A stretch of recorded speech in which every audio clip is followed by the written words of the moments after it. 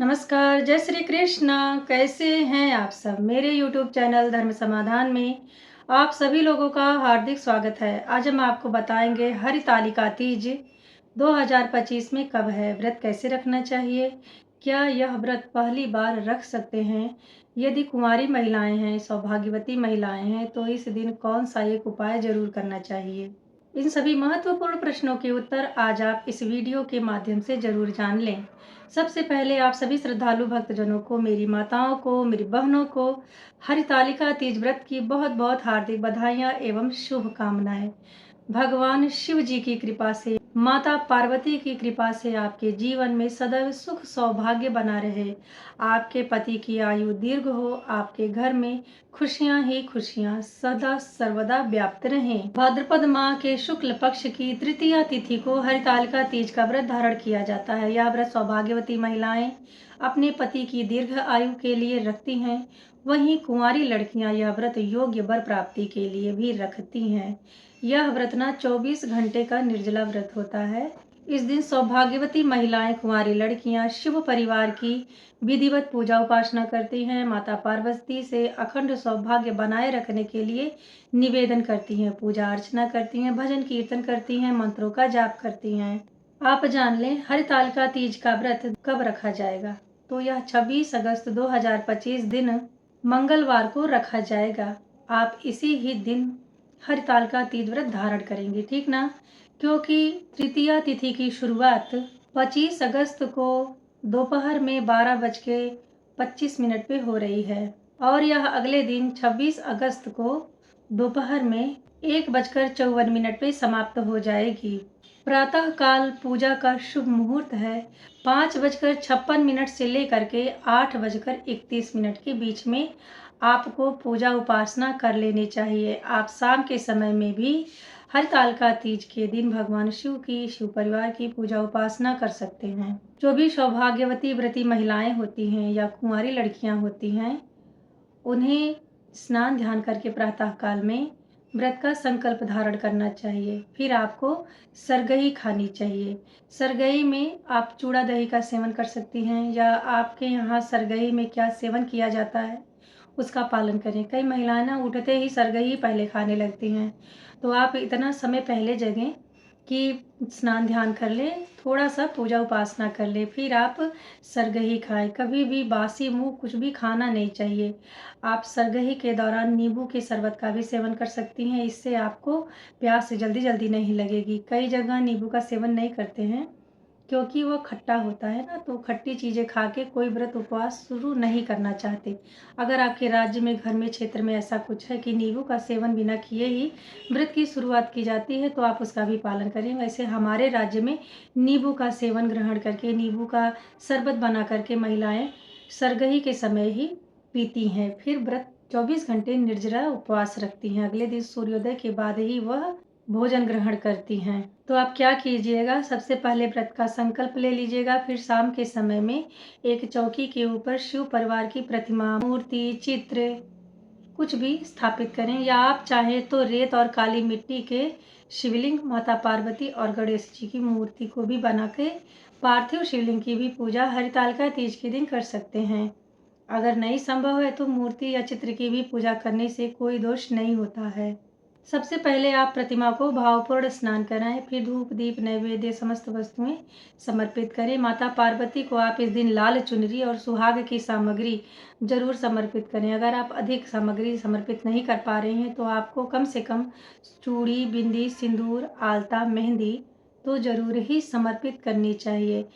समर्पित करने के बाद में माता से अखंड सौभाग्य बनाए रखने के लिए प्रार्थना करें। यदि आप सौभाग्यवती महिला हैं या आप कुंवारी लड़कियां हैं तो आप इस दिन उपाय के तौर पर माता पार्वती को 11 गांठ हल्दी की समर्पित करें और उनसे अपनी सुखी वैवाहिक दाम्पत्य जीवन की कामना करें। वहीं जो कुंवारी लड़कियां हैं ना, जब वो 11 गांठें हल्दी की समर्पित करें माँ पार्वती को, तो अपने जीवन साथी जो उनके, तो वह अपने योग्य वर की प्राप्ति की कामना करें। उन्हें जैसा वर चाहिए, जैसा घर चाहिए, उसकी कामना 11 गांठें हल्दी समर्पित करने के बाद में जरूर करें। यह उपाय हरितालिका तीज के दिन किया जाता है बहुत ही प्रभावशाली है। तो अगर आपके वैवाहिक जीवन में किसी भी प्रकार की कोई अड़चन है, दिक्कत है या कुंवारी लड़कियों का विवाह शादी नहीं हो पा रहा है, आए दिन रिश्ता तय होते-होते रह जा रहा है, तो एक बार यह उपाय आप ज़रूर अपनाएँ। हरितालिका तीज के दिन ना भगवान शिव, माता पार्वती, गणपति की पूजा उपासना बड़ी ही विशेष होती है। आप हरितालिका तीज के दिन माता पार्वती की पूजा उपासना के दौरान ओम गौरी शंकराय नमः, ओम गंग गणपतये नमः, ओम शिवाय नमः, ओम शिवाय नमः का जाप जरूर करें यथाशक्ति अनुसार। कोई भी भोग सामग्री जब भी आप भगवान शिव को समर्पित करें, माँ पार्वती को समर्पित करें, तो ज़रूर ही आप उनके मंत्रों का उच्चारण मन ही मन करती रहें। इससे बड़ा अद्भुत लाभ प्राप्त होता है। हरितालिका तीज के दिन आपको घर के मुख्य द्वार पे शाम के समय 2 दिए घी के ज़रूर प्रज्वलित करने चाहिए। वैसे तो प्रतिदिन हम मुख्य द्वार पे दीप प्रज्वलित करते हैं, लेकिन हरितालिका तीज के दिन आप सरसों के तेल का दिया नहीं जलाइएगा, आप घी का दिया जलाइए और घर के मुख्य द्वार जो है उसके दोनों तरफ आपको दिया जलाना है। ऐसा करने से आपके घर में स्थायी लक्ष्मी का वास होगा। हरितालिका तीज का व्रत ना 24 घंटे निर्जला व्रत होता है। यदि आप यह व्रत पहली बार करना चाह रही हैं तो ज़रूर कर सकती हैं, क्योंकि इस बार ना कुछ भी पुरुषोत्तम मास, मल मास नहीं लगा हुआ है। जब पुरुषोत्तम मास होता है उस दौरान हम कोई नया व्रत धारण नहीं करते हैं। तो आप निसंदेह हरितालिका तीज व्रत 2025 में धारण कर सकती हैं। आप जब भी यह व्रत धारण करें तो एक दिन पूर्व ही प्याज, लहसुन, तामसिक भोजन का प्रयोग नहीं कीजिएगा। शुद्ध सात्विक मीठा भोजन ही ग्रहण करके आपको हरितालिका तीज व्रत धारण करना चाहिए और पारण के समय भी आपको शुद्ध सात्विक भोजन ही ग्रहण करना चाहिए, क्योंकि व्रत ना सब लोग रख लेते हैं। बहुत ही मज़ा आता है व्रत रखने में, लेकिन जब नियमों का पालन करने की बारी आती है ना, तो 100 में से ना 80% भी नहीं कर पाते हैं। जब आप कोई भी व्रत नियम के अनुसार, विधि के अनुसार करेंगे, तो ही उसका संपूर्ण पुण्य फल आपको मिलता है। इस बात को आप ध्यान ज़रूर रखें। जब आप हरितालिका तीज व्रत के दिन शाम के समय शिव परिवार की विधि पूर्वक पूजा उपासना करें, तो आपको 16 श्रृंगार करनी चाहिए। मेहंदी, चूड़ी, बिंदी, आलता, साड़ी आपको लाल रंग की, पीले रंग की या मैरून कलर की पहननी चाहिए।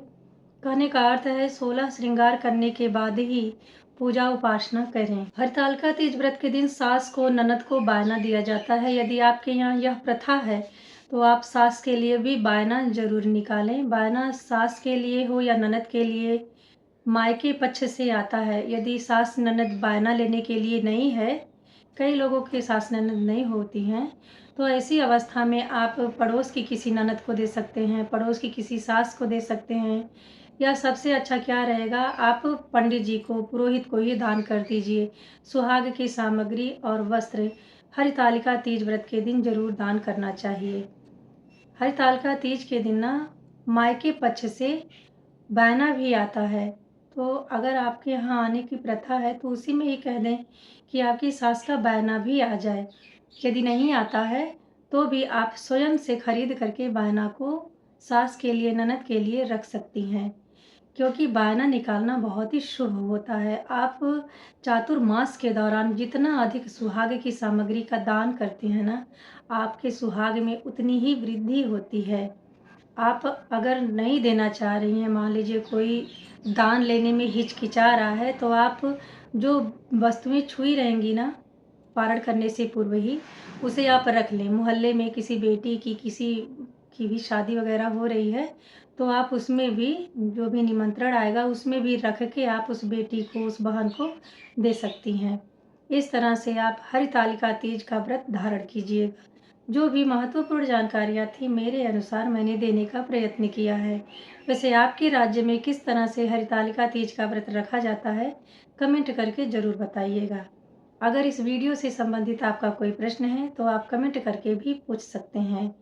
वीडियो में दी गई जानकारी से यदि आप ज़रा सा लाभान्वित होते हैं तो कमेंट बॉक्स में हर हर महादेव, जय भोलेनाथ ज़रूर लिखें। मिलते हैं अगले वीडियो में ऐसी ही महत्वपूर्ण जानकारी के साथ। तब तक के लिए नमस्ते।